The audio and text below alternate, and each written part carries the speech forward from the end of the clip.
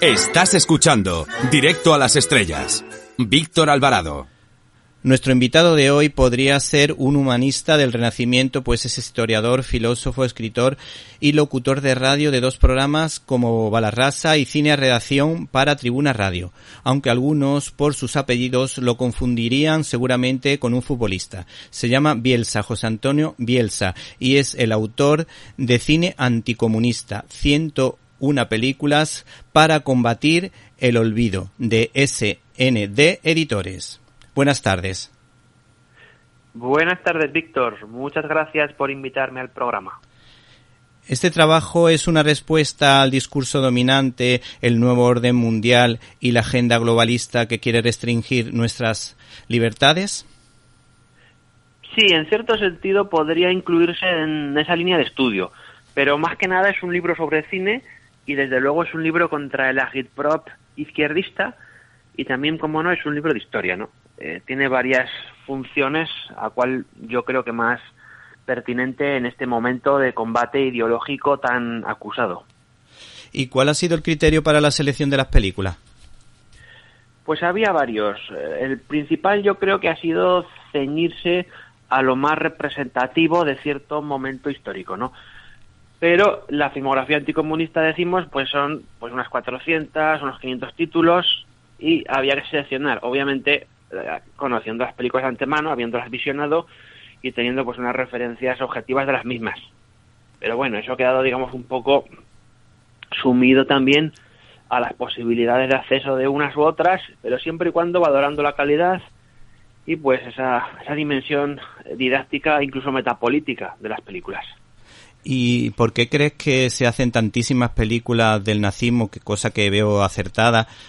Porque es que cada semana se estrena una película relacionada con el nazismo y tan poquita sobre el comunismo, cuando precisamente el número de víctimas de uno y de otro es totalmente abismal, totalmente opuesto, porque los 110 millones de personas que sufrieron el comunismo, bueno, que fallecieron directamente porque se los cargaron, no son nada comparables al Holocausto, por supuesto, que hay que denunciar, pero es bastante menor la cifra.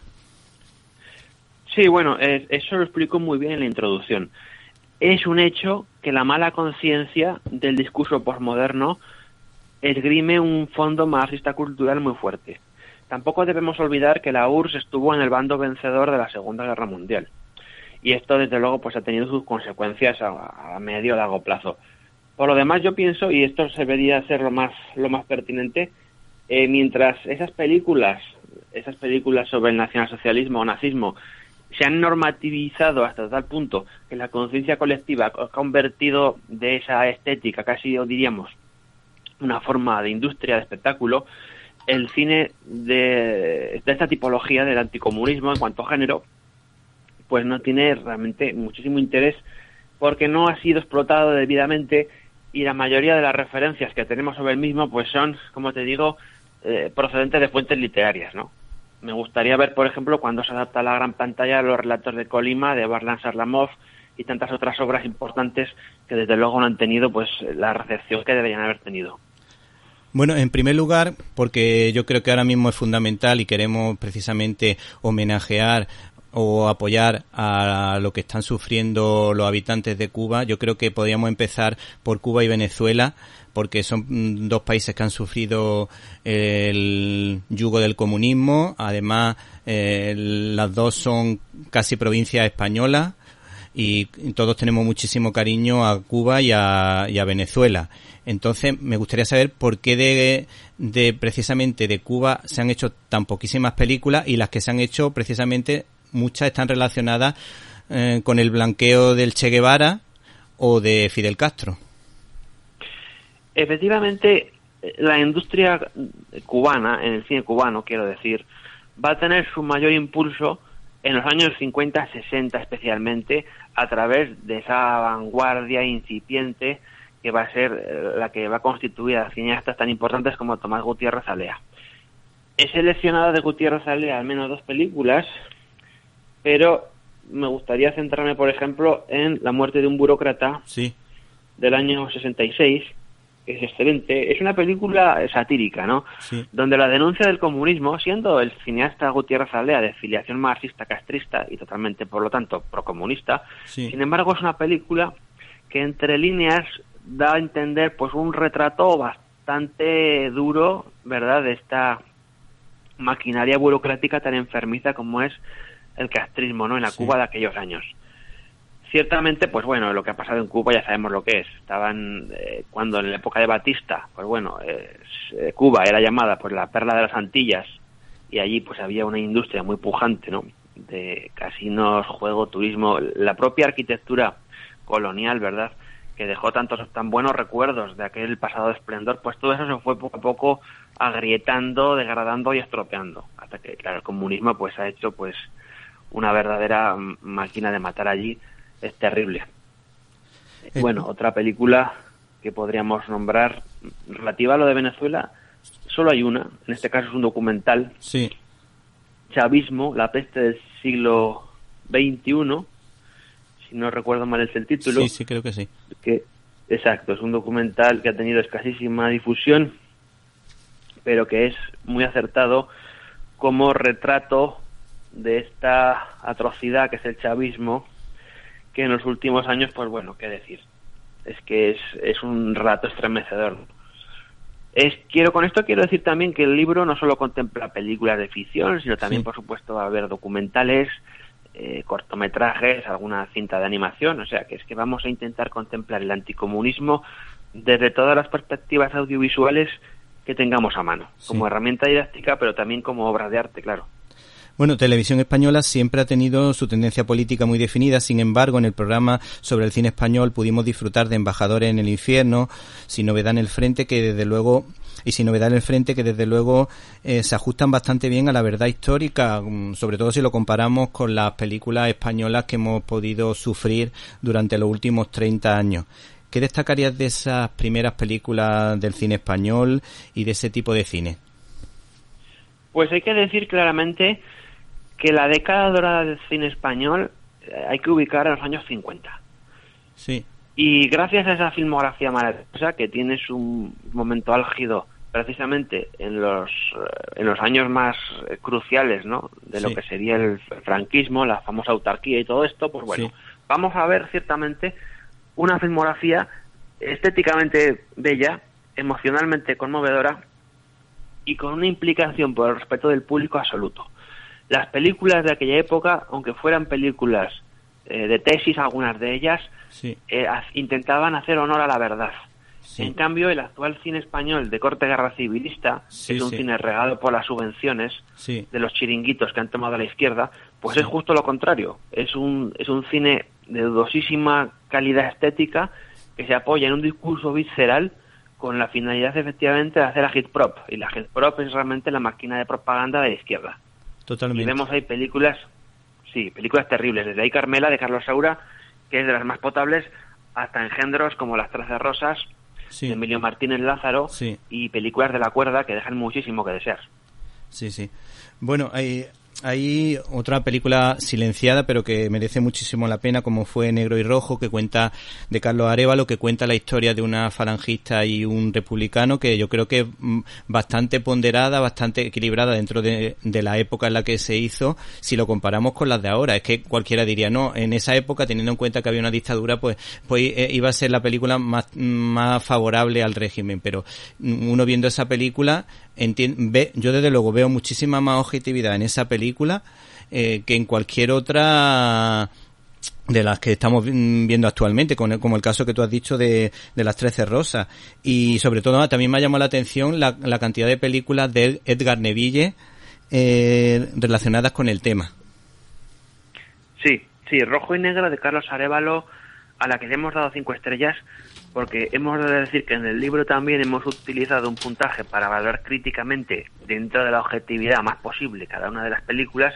Rojo y Negro, como no, es una de las grandes obras maestras del cine español, indudablemente, y es la única película con categoría propia de lo que fue un cine falangista que no llegó pues a cuajar, ¿no?, por razones obvias. Sí.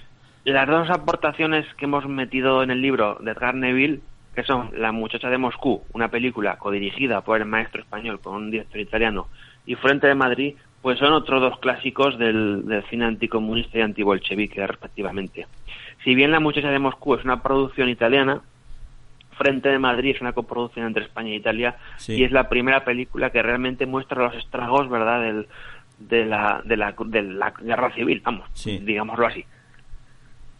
Bueno, en los años 80, Pilar Miró, que precisamente era del Partido Socialista, nos permitió a todos ver muchísimas películas sobre la Guerra Fría y sobre todo los divertidos enfrentamientos de Don Pepone y Don Camilo, basados en los relatos de Guareschi, que yo también lo he leído. En mi casa, pues estas 3 películas que comenta, que son más, que creo que son 6, las disfrutábamos mucho, nos parecían muy divertidas, porque yo creo que contaban precisamente la realidad, esa tensión entre dos puntos de vista, entre dos formas de ver la vida. Y me ha llamado la atención que en este caso las incluyan las tres primeras que se hicieron, las 3 aparecen en el libro. ¿Por qué? Sí, a ver, yo entiendo también un factor curioso. No olvidemos que el actor Fernandel, sí. Quien da vida a Don Camilo, pues tenía simpatías filocomunistas. Sí. Pero bueno, la saga de Don Camilo, ciertamente, para mí es uno de los timbres de gloria de lo que es el cine anticomunista en los años 50. Son 6 películas. Hemos incluido las 3 primeras, por razones sobre todo de calidad. Sí. Especialmente la primera, que es indudablemente una obra maestra, sí. Dirigida por Julien Duvivier. Sí. Luego tenemos otros títulos, pero queríamos ante todo demostrar un poco que hubo una vertiente próxima al sainete, a la comedia mediterránea, donde pues la dialéctica efectivamente, entre los enfoques reaccionarios y marxistas, pues tuvo una ilustración muy potente en la figura de Don Camilo. No olvidemos tampoco que Giovanni Guareschi pues es un escritor católico que tiene pues efectivamente una concepción muy clara de lo que es el marxismo y que intenta pues por medio de este tipo de historias promocionar un poco también la doctrina social de la Iglesia. Sí. Algo que las películas, por supuesto, pues van a hacer con mayor o menor fortuna. No es lo mismo, desde luego, la primera parte que la cuarta, que es Don Camilo Monseñor, de Carmín Galón, que ya es otra película un poco más degradada, ¿no? Y por eso la hemos dejado fuera. Sí. Pero sí, es la simpatía que nos produce Don Camilo y los buenos ratos que nos ha hecho pasar, pues nos ha permitido darle pues hasta 3 películas. Creo que es un botón de muestra muy bueno de esta... Y el cineasta del que habla en esta especie de trilogía, ¿también era católico? No, es que no vamos, sí lo he oído hablar de él, pero no sé precisamente su tendencia política o ideológica o pensamiento. Sí, en aquella época pensemos una cosa, pensemos en Rafael Gil, ¿no? Sí. Rafael Gil es un paradigma de lo que puede ser un cineasta católico, pero Rafael Gil y los grandes maestros del cine europeo de aquella época, evidentemente, si eran españoles, franceses o italianos, se presuponía per se que eran católicos, porque hoy en día el catolicismo, no nos engañemos, ha sufrido pues un proceso, como te diría, de ocultamiento brutal, ¿no? Sí. Y ha quedado restringido al ámbito de lo privado. Pero en aquella época el tema efectivamente no pasaba desapercibido a la orientación del público popular al que estas películas hacían y la gracia docente que se buscaba. Y efectivamente los cineastas, yo no digo que Julien Duvivier fuera un católico practicante, ni mucho menos, pero sí que era un católico cultural. Sí. Y su cine pues es buena muestra de ello. Sí.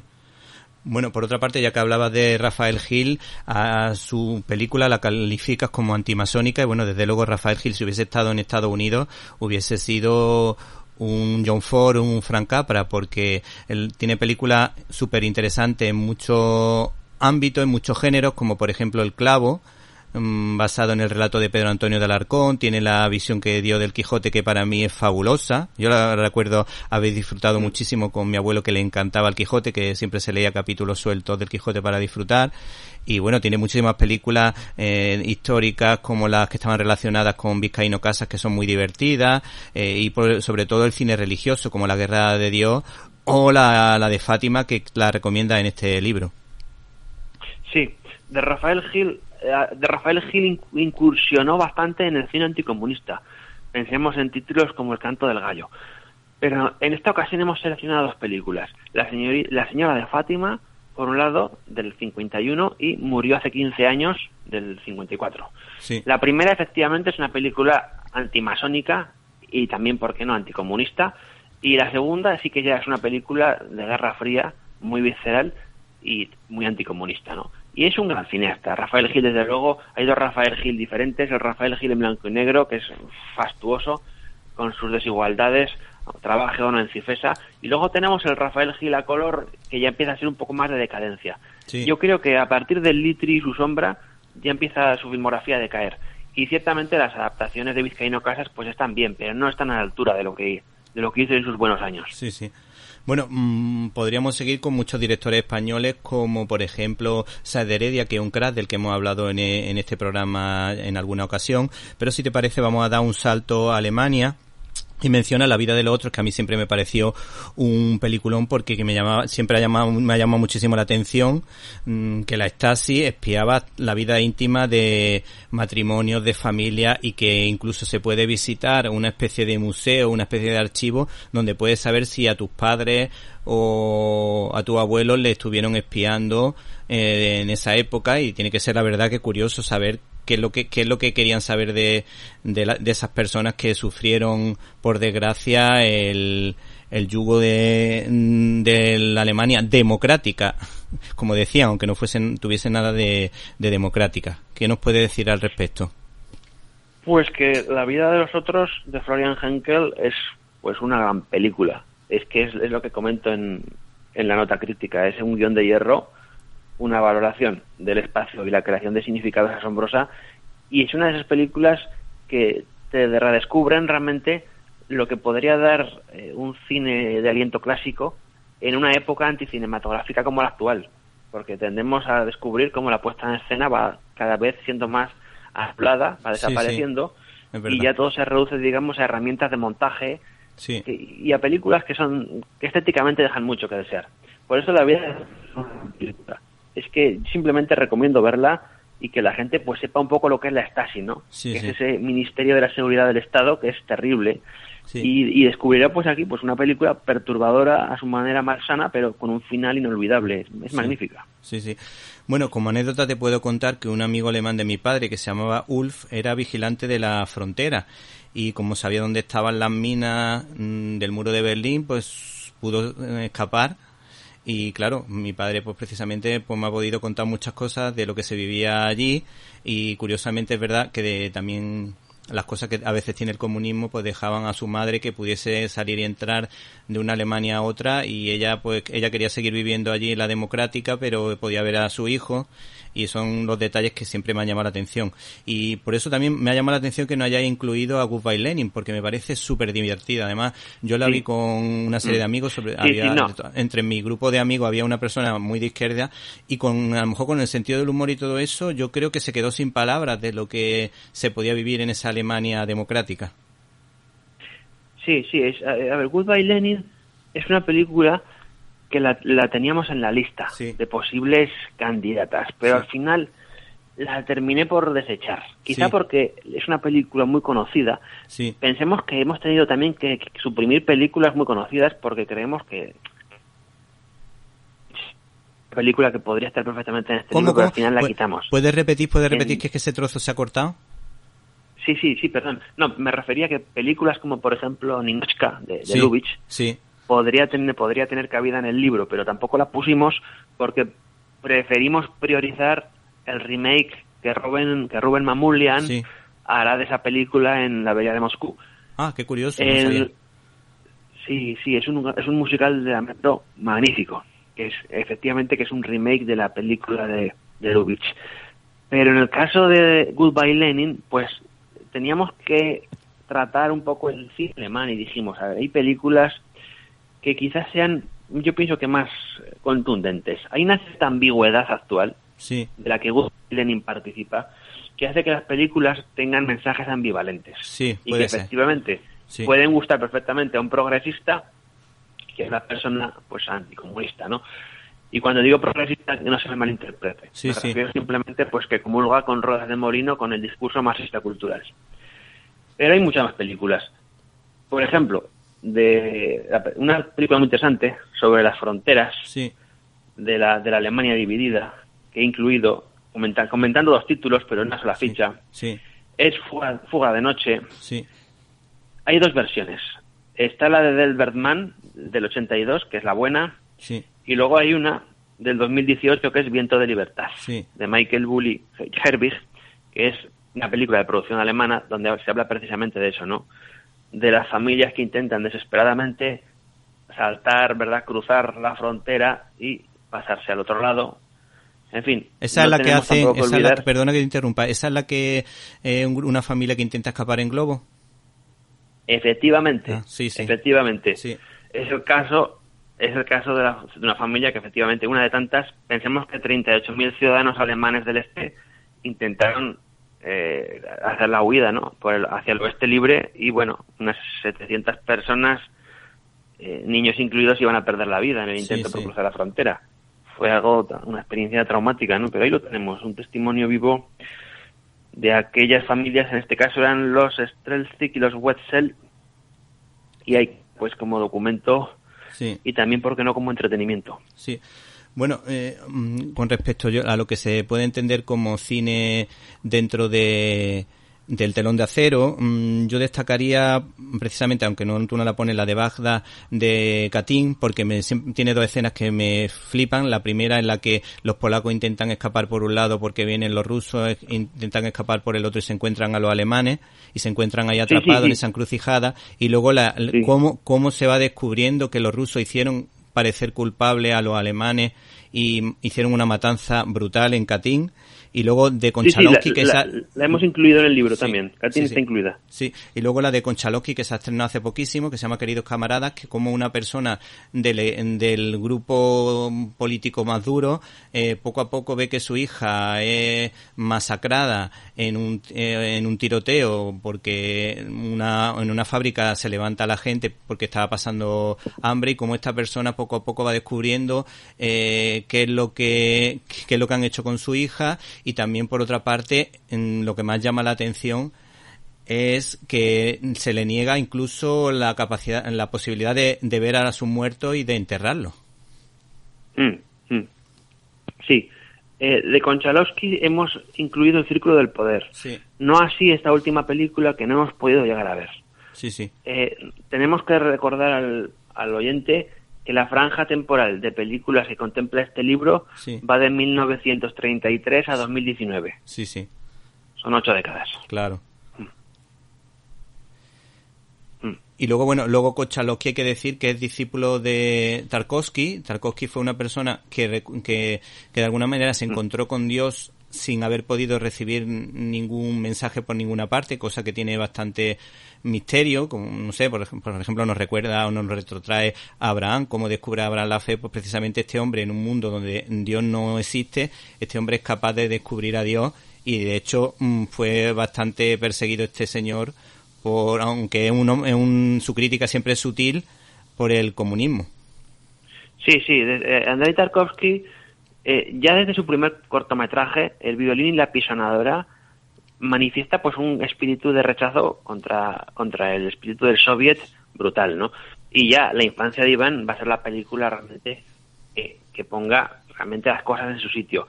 La relación entre Konchalovsky y Tarkovsky, aunque va a tener su punto álgido en Andrei Rublev, efectivamente ambos cineastas pues van a romper por razones estéticas. Yo entiendo que Tarkovsky fue una persona muy influida por su padre, que fue un famoso poeta de orientación mística, y quieras o no, el mundo eslavo y la ortodoxia pues son muy potentes, y todo su cine pues es un recital místico, lo haga donde lo haga. Ruede en Italia Nostalgia, con Sven Nibis El sacrificio, no sé, son películas extraordinarias de un cine químicamente puro, metafísico. Sí. En el caso de Konchalovsky, pues vamos a ver un cineasta cosmopolita que hace películas de todo tipo en cualquier lugar de la geografía, y que no tiene tampoco problemas de hacer películas como Tango y Cash, aunque luego tiene que abandonar el rodaje porque no le convencen los resultados. Efectivamente, de Stallone y Carrasel. Sí. Bueno, para mí, desde luego, si tuviese que pensar un poco en la que más me ha impactado, de las que yo he visto, yo diría que Grito del silencio, de Roland Joffé, que creo recordar, estoy hablando ahora mismo de memoria, que era de Los Yemeres Rojos de Camboya, Y también me acuerdo de una película que no está situada en ese país, pero la de Mel Gibson, una de Mel Gibson que está sufriendo, está siendo ya un periodista que creo que está viendo cómo el gobierno comunista quiere hacerse con el poder, y esas son dos películas que a mí siempre me han llamado la atención. Sobre todo la que te acabo de decir. El año que vivimos peligrosamente, sí, de Peter Weir, sí.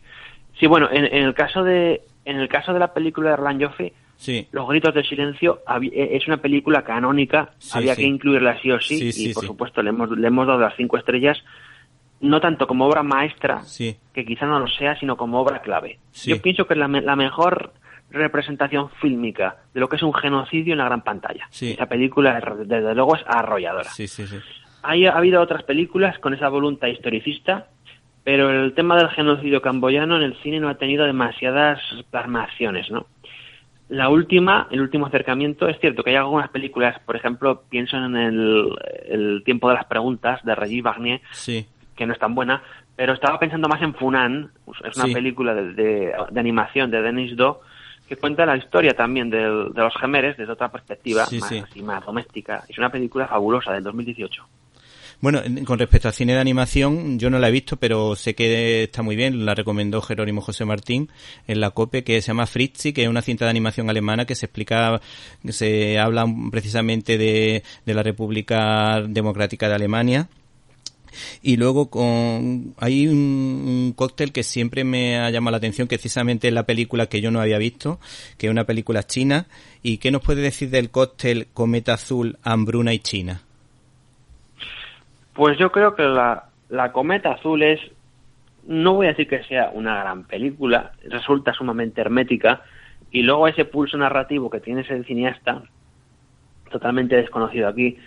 Pensemos que en China Zhang Yimou, tiene el monopolio del discurso oficialista. Sí, sí. Luego hay otros directores que han intentado tener su momento. Sí. Pensemos en Chen Kaige, el director de Ayuda a mi concubina, pero que trabajaba en coproducción con Hong Kong.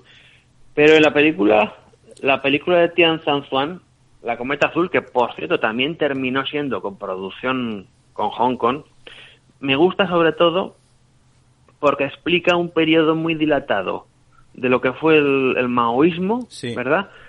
Sin hacer aspavientos y desde luego sin caer en la cursilería o el amarillismo al que tiende el cine, este cine oriental. Sí. La película es, como te digo, muy contenida. Sí. Y lo que presenta al espectador es la campaña de las 100 flores, luego el gran salto adelante con esa catastrófica hambruna, para terminar con las horrorosas la revolución cultural.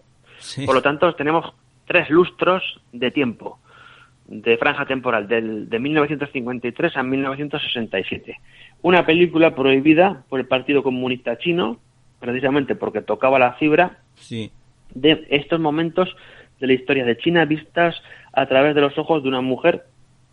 Sí. Y bueno, qué decir de la película. Yo recomiendo que los que la vayan a ver, que comprendan un poco que estamos en otra latitud geográfica, que esta narrativa no tiene nada que ver con la occidental y que lo que se busca es otra cosa.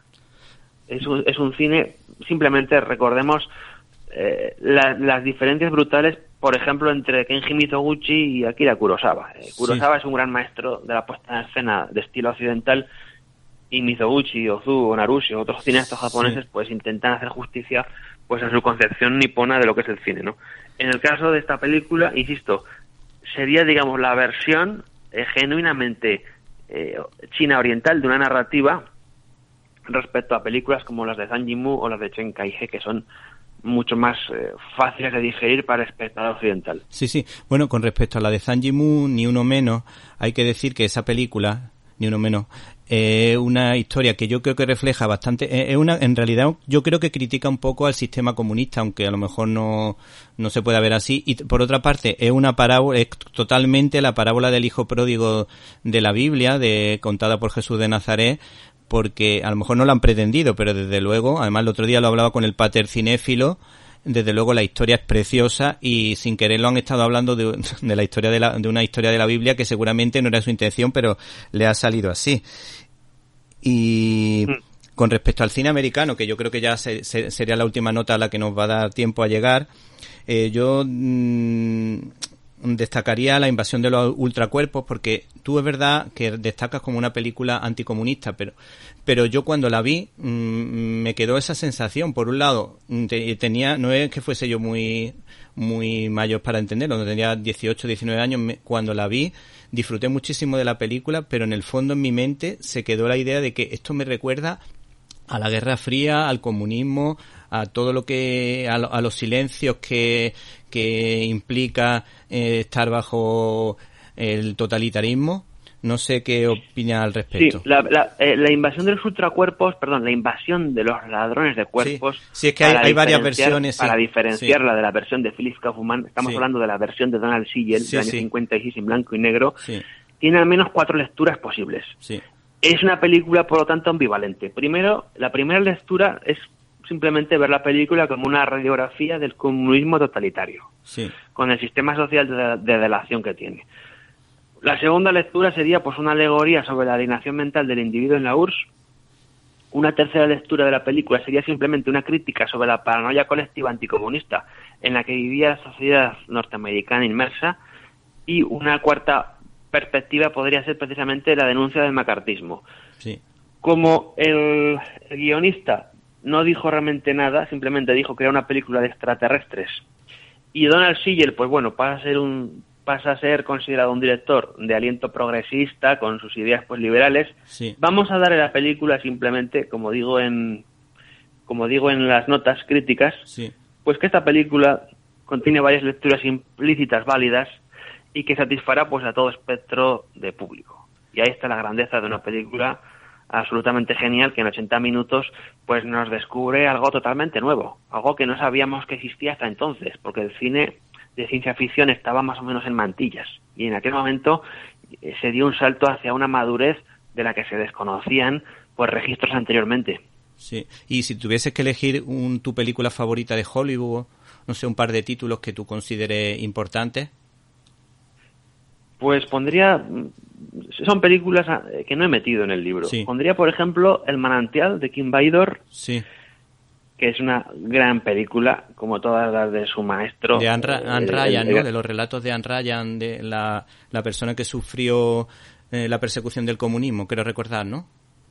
Sí, estamos hablando... Sí, es una adaptación de esta filósofa pragmatista, Ayn Rand, que tiene, pues, como digo, tiene un público allí.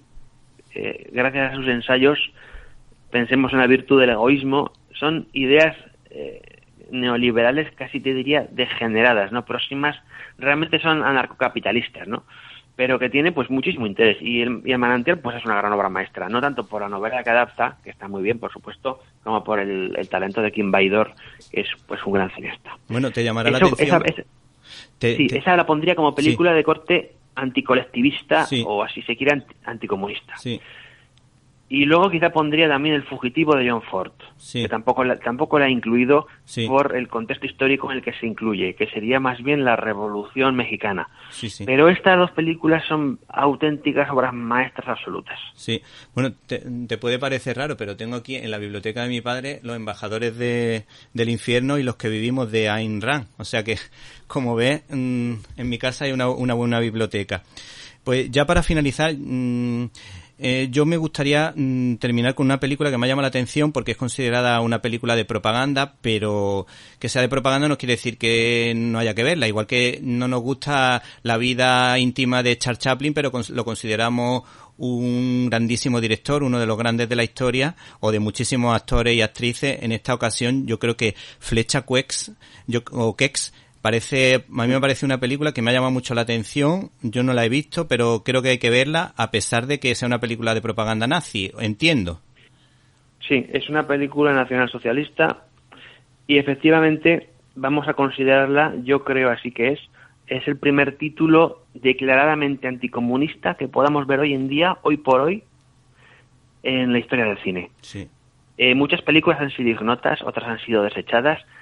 Pensemos que el cine comunista de los años 20, películas de Eisenstein y otros directores del periodo soviético, pues hicieron tuvieron grandes aportaciones a la concepción de los mecanismos, del montaje de atracciones, de una serie de recursos cinematográficos importantes, no así su ideología, que efectivamente pues estaba parasitada por todo el mensaje comunista. Esta película, que puede verse como una película de propaganda, realmente es un magnífico dispositivo cinematográfico y un auténtico también reloj de precisión suiza, donde el sentido de la puesta en escena otorga una valoración universal a todo lo que la película nos cuenta. Es la historia realmente, casi te diría, maniquea, entre las juventudes bolcheviques y las juventudes nacionalsocialistas, o las juventudes hilderianas.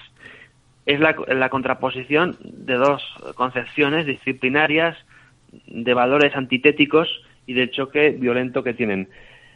Todo partió efectivamente de la muerte de un flecha, Herbert Norkus, sí, asesinado el 24 de enero de 1932 mientras repartía folletos, asesinado por una turba comunista. Es una historia real, desde luego, y el ministro Goebbels pues dijo, aquí hay material para hacer una película y vamos a darle esto a Hans Steinhoff, un director olvidado, pero que en aquel momento era muy cotizado, y hizo pues esta película, que queramos o no, pues es una de las más visibles de la filmografía nacionalsocialista. Porque no nos engañemos, estas películas han sido todas relegadas al cajón de los recuerdos. Son prácticamente ignotas. Sí.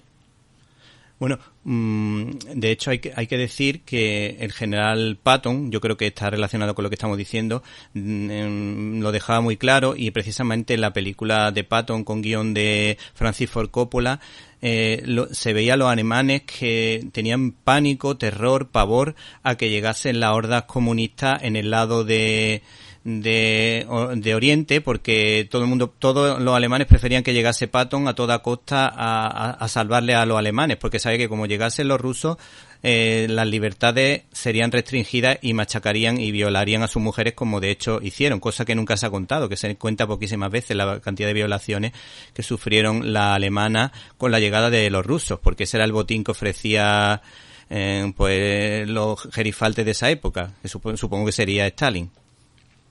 Así es, ya se sabe que la historia la escriben los vencedores. La magnífica película de Franklin Schaffner, Patton, es un vivo testimonio de la figura de este general americano que dijo, entre otras cosas, que dijo él, que luchamos contra el enemigo equivocado. Por algo sería. Sí, sí. Bueno, pues agradecemos la presencia a José Antonio Bielsa en nuestros micrófonos, que es el autor de Cine Anticomunista, 101 películas para combatir el olvido. Muchísimas gracias. Muchísimas gracias.